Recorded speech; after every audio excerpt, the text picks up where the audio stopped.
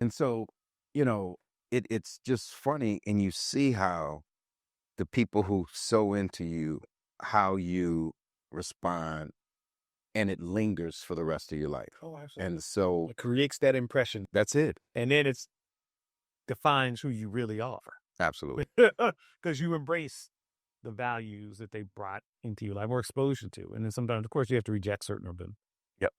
But that's the beauty of being a part of a diverse community. Diverse and not, it may be the same, skin tone, Right. but diverse in ideology and thoughts. I mean, a lot of people think, Black communities are homogeneous in thought and political. No, not my neighborhood. Not even close. Not in my family. My Yeah. my two stepbrothers were Republicans. Yeah. So I mean, we sit and I mean, I crack up sometimes, family events and my brother and my mom are yelling and don't want to take pictures together. Well, you know what I mean? It's just like, it's because, you got in political ideology, right. right? But that's an important thing that we have to acknowledge is we do have different points of view and ideology, and it's okay to talk Yep. and disagree. Um, yeah, sometimes we don't take family pictures, but usually I do that because somebody's cheating at spades. Absolutely.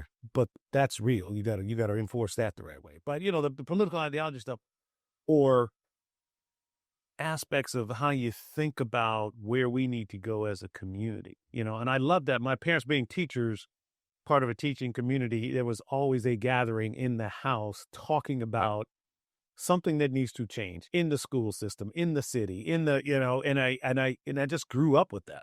Mhm. That was just the nature of how we lived.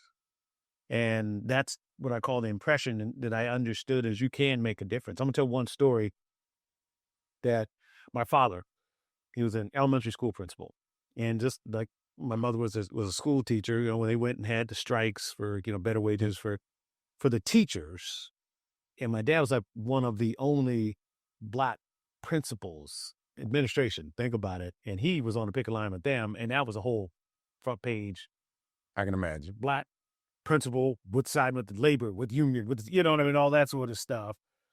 And my dad was getting by the administration kind of blackballed around it, but he's like, well, this is what's right. Okay, so you see those things, but I also saw him use the fact that he was in administration and had access to City Hall. Well, my dad, and then of course, as a kid, I started noticing when we get on the bus and then go across town, we get to their streets. Their streets not only were paved, they were dry, which means that they were paved 2 days ago, 3 days ago.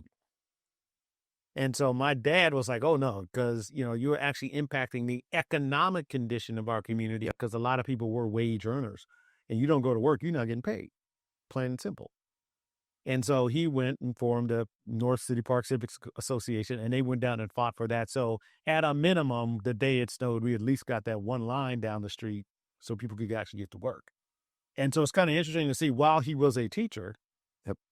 part of what he was able to do was he had access, I call it the City Hall, to actually make changes in the community. It wasn't part of his purview, but he realized that was his responsibility. That's what leaders do.